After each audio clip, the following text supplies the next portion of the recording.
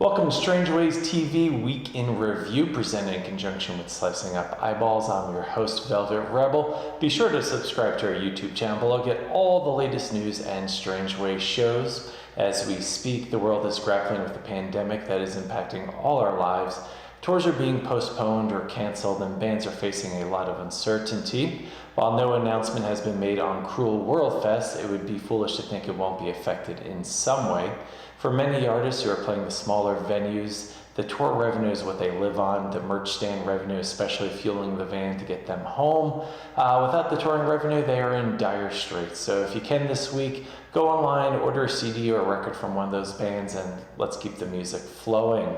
Record Store Day continues to shape up as a major holiday this year. Let's run down some of the list. New Order will release their 1982 John Peel sessions. It's only 4 songs, but Peter Saville is doing the sleeve for this, so it's going to be instantly collectible. Speaking of New Order and Peter Saville, this week is the anniversary of the biggest 12-inch single of all time, New Order's Blue Monday.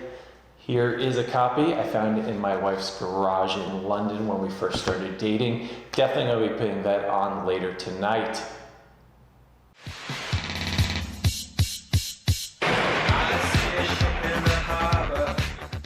The Cure continue with the picture discs this year. Bloodflowers and 17 Seconds will get their Record Store Day releases on picture disc. This is so frustrating for fans of vinyl. Bloodflowers is a very rare pressing to find. I was looking on Discogs earlier today. The cheapest copy you can get is about $300 American. So to only get these on picture disc is a big disappointment. Hopefully the band will do a proper release later this year, because I would love to get my hands on Bloodflowers. Wire will release a collection called 1020. It is outtakes from studio work they did in, you guessed it, 2010 and 2020. The Pretenders will deliver a colored pressing of a live album from 1980. This was recorded in Boston. It's been out there before as a promo-only release. Includes such classic songs as Precious and Mystery Achievement. But perhaps the biggest and most exciting news for Record Store Day for fans of new music is The. They'll be releasing a 7-inch single for a song called I Want to Be You. Have a listen below.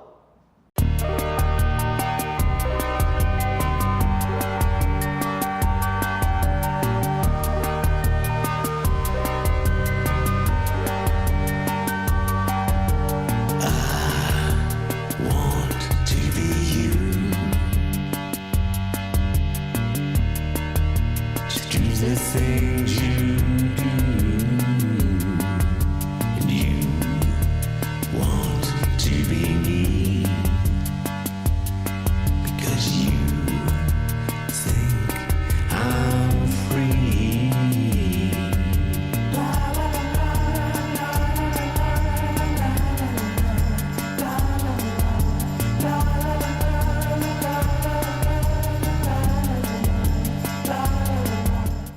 This week, Depeche Mode celebrating an anniversary for their landmark concert film 101.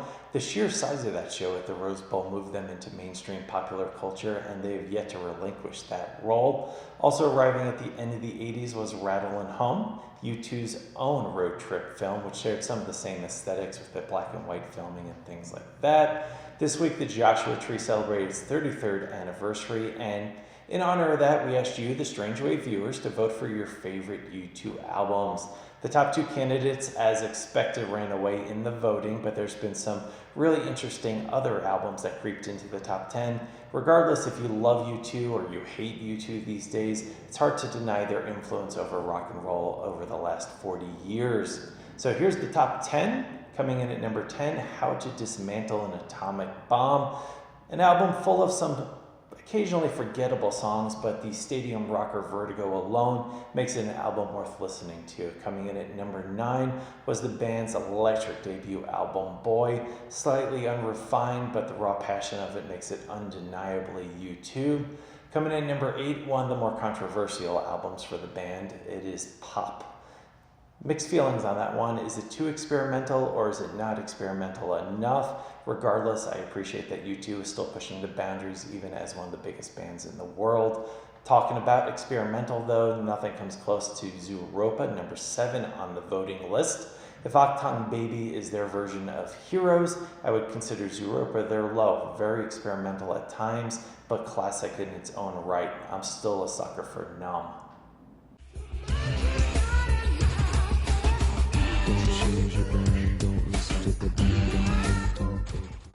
Coming in at number 6 on the U2 list is Rattle and Hum. In many ways, it's really just an addendum to the Joshua Tree experience, but that's an amazing experience, so more music is certainly welcome. Coming in at number 5 is All That You Can't Leave Behind. As every band that sticks around a long time does, the band got back to their roots with this one, and they created some of the best songs they had done in many, many years.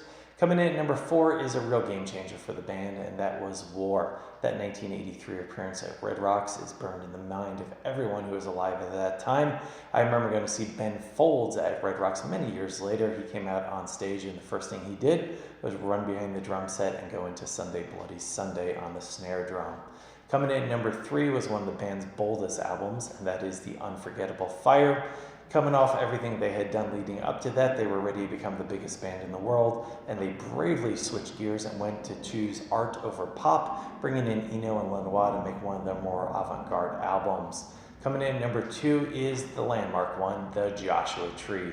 It's a great album in every regard. Seeing the tour a few years ago, I was really blown away how good side 2 holds up. The songs that weren't singles still sound as good today as they did back then. And that leaves the number 1 U2 album as voted by you, the viewers of Strangeways TV. Guess what? It's Octung Baby. A masterpiece in every regard. The band went into Hansa Studios, just like the greats Bowie, Depeche Mode, and Nick Cave had done before. Came out with their most experimental, but also one of their best rock albums of all time. It is a classic in every regard. Remember this one?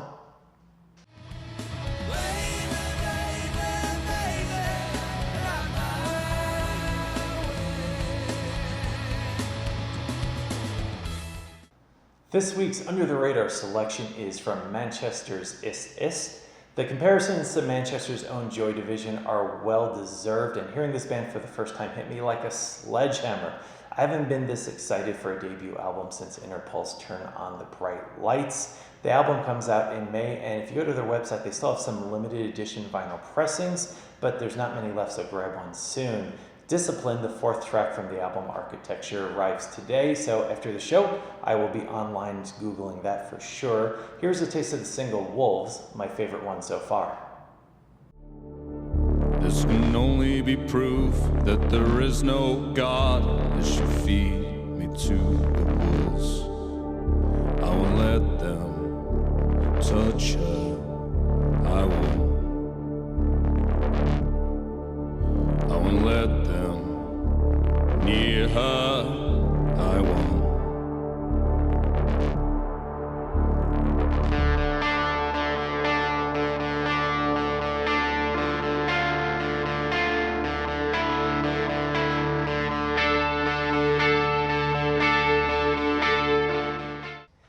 Thank you again for tuning in. Be sure to subscribe to our YouTube channel below. Get all the latest news and Strangeways shows. If you're stuck at home this weekend, check out strangewaysradio.com for some incredible playlists from DJ Mikey. I am loving the latest modern synth set that he posted. It has Pet Shop Boys, Berlin, Christine and the Queens, and a few others. Thanks again for tuning in. Wash your hands, stay safe. We'll see you next week.